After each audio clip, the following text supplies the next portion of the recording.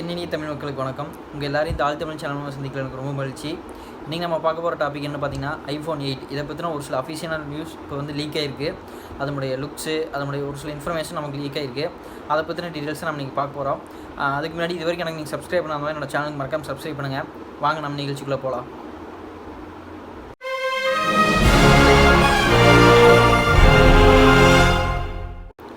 இப்போ பார்த்தீங்கன்னா iPhone 8 உடைய லுக் வந்து லீக் ஆகிருக்கு. அதனோட ஃபோட்டோ நான் போடுறேன் பாருங்கள்.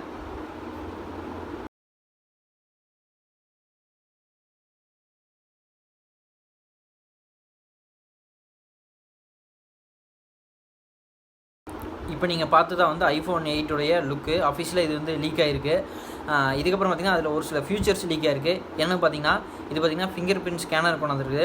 அது என்னென்னு பார்த்தீங்கன்னா நீங்கள் பார்த்திங்கன்னா இது வரைக்கும் நீங்கள் யூஸ் பண்ணதெல்லாம் பார்த்திங்கன்னா ஃபிங்கர் பிரிண்ட் ஸ்கேனர் இருந்திருக்கும். நார்மல் மொபைல் வந்து லாக் ஓப்பன் பண்ணுறதுக்காக யூஸ் பண்ணியிருப்பீங்க.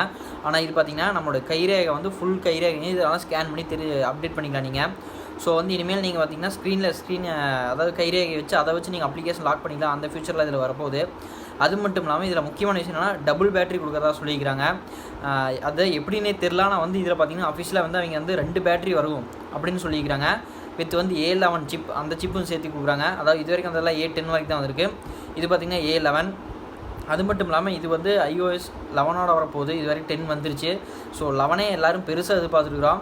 அது போக iPhone 8 இது பார்த்திங்கன்னா 2 நேம் கொடுத்துருக்காங்க. பார்த்திங்கன்னா iPhone 8 அதுக்கப்புறம் பார்த்திங்கன்னா iPhone 7s இந்த 2 நேம் தான் கொடுத்துருக்காங்க.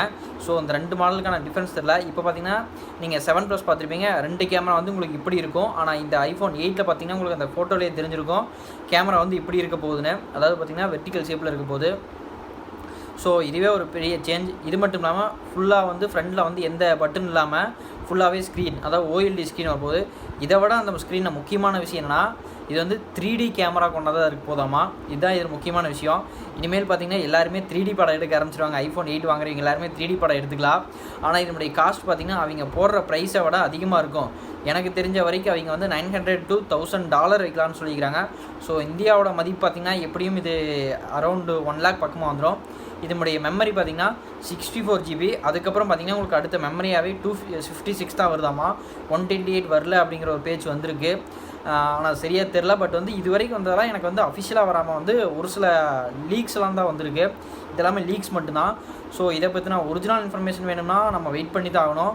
அது மட்டும் இல்லாமல் இந்த iPhone 8 பார்த்திங்கன்னா இப்போ Samsung Galaxy S8 வந்தங்காட்டி அவங்க நிறையா ஃபியூச்சர் அதில் சேர்த்து விட்டாங்க.